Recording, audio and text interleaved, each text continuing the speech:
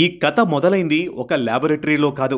1991లో Harvard university class రూమ్లో. అప్పట్లో America ఇరాక్పై జరిపిన గల్ఫ్ యుద్ధంలో టొమాహాక్ క్రూజ్ మిసైళ్లను విరివిగా వాడింది. ఆ యుద్ధ వ్యూహాలను నిశితంగా గమనించిన భారత రక్షణ శాస్త్రవేత్త డాక్టర్ శివతాను పిళ్ళై వెంటనే అమెరికా నుంచి అప్పటి రక్షణ శాఖ R&D secretary doctor APJ Abdul కలాంకు ఫోన్ చేశారు. సార్, భారతదేశానికి ఖచ్చితంగా ఒక క్రూజ్ మిసైల్ కావాలి అని చెప్పారు. దానికి కలాం నవ్వుతూ, నువ్వు కోర్స్ పూర్తి చేసుకునిరా, మాట్లాడుకుందామన్నారు. భారతదేశం అప్పటికే అగ్ని, పృథ్వీ వంటి బాలిస్టిక్ క్షిపణులను తయారు చేసింది. కానీ కలాం ఒక్క మాట అనేవారు, మనం అగ్ని క్షిపణిని తయారు చేసినప్పుడు ప్రపంచంలో 6వ దేశంగా నిలిచాం, PSLV ప్రయోగించినప్పుడు 7వ దేశంగా నిలిచాం. అసలు రక్షణ రంగంలో భారతదేశం నెంబర్ 1 స్థానంలో ఎప్పుడు నిలుస్తుంది అని ప్రశ్నించేవారు. ఆ ప్రశ్నకు సమాధానమే బ్రహ్మోస్. అమెరికా టొమాహాక్ సబ్ సోనిక్ అంటే శబ్దం కంటే తక్కువ వేగం క్షిపణి.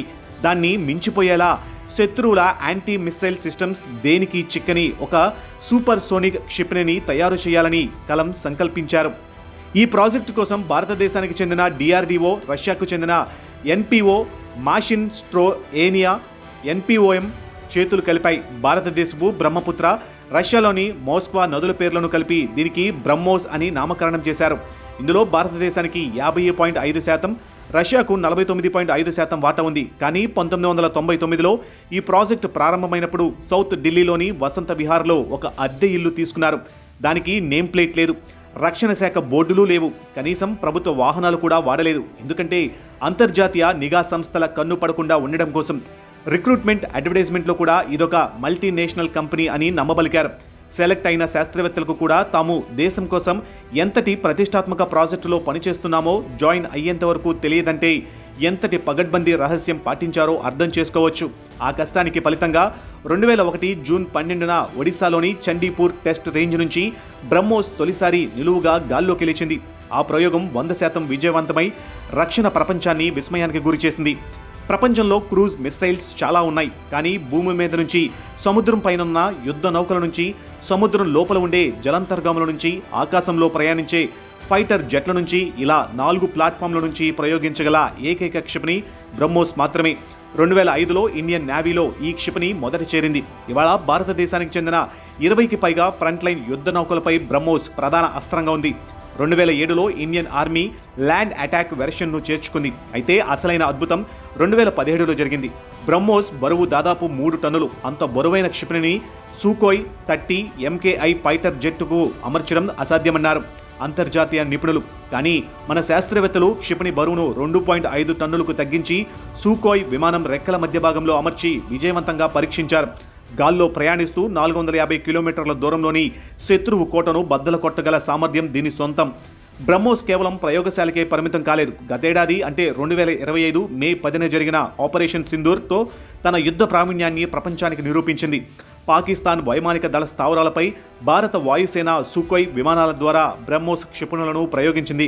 పాకిస్తాన్ సరిహద్దుల్లో మోహరించిన చైనా మేడ్ అత్యాధునిక రాడార్ వ్యవస్థలను కనీసం బ్రహ్మోస్ వస్తుందన్న విషయాన్ని కూడా గుర్తించలేకపోయాయి. అంత వేగంగా శత్రువుకు కోలుకునే అవకాశం ఇవ్వకుండా పాక్ సైనిక లక్ష్యాలను బ్రహ్మోస్ ధ్వంసం చేసింది. ఫైర్ అండ్ ఫర్గెట్ అంటే ఒక్కసారి ప్రయోగిస్తే చాలు, లక్ష్యాన్ని వెతుక్కుంటూ వెళ్లి మరీ కొడుతుంది. గాల్లో ప్రయాణిస్తున్నప్పుడు కూడా శత్రువుల యాంటీ మిస్సైల్ దాడుల నుంచి తప్పించుకోవడానికి ఇది విచిత్రమైన S ఆకారపు విన్యాసాలు చేయగలదు. అందుకే దీనికి 99.99% ఖచ్చితత్వం ఉంది.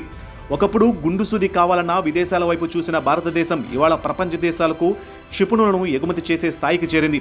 బ్రహ్మోస్ సాధించిన అతిపెద్ద విజయం మేక్ ఇన్ ఇండియా విజయకేతనం ఎగరేయడమే. ఇప్పటికే ఫిలిప్పీన్స్ దేశానికి భారత్ బ్రహ్మోస్ క్షిపణులను విజయవంతంగా ఎగుమతి చేసింది. ఇటు ఇండోనేషియా, వియత్నాం వంటి ఆగ్నేయాసియా దేశాలు కూడా బ్రహ్మోస్ కొనుగోలుకు క్యూ కడుతున్నాయి. గతంలో MTCR అంటే మిస్సైల్ టెక్నాలజీ కంట్రోల్ రిజిమ్ నిబంధనల వల్ల బ్రహ్మోస్ రేంజ్ 290 కిలోమీటర్లకే పరిమితమైంది. కానీ భారతదేశం ఈ కూటమిలో అధికారికంగా చేరిన తర్వాత బ్రహ్మోస్ ఎక్స్టెండెడ్ రేంజ్ ER పరిధిని 450 కిలోమీటర్ల పైమాటుకు పెంచారు. ఇప్పుడు దీని వేగాన్ని మరింత పెంచి శబ్ద వేగానికి 5 రెట్లు ఎక్కువ వేగంతో ప్రయాణించే బ్రహ్మోస్ 2 హైపర్సోనిక్ క్షిపణిని తయారు చేసే పనిలో రక్షణ శాస్త్రవేత్తలు నిమగ్నమయ్యారు.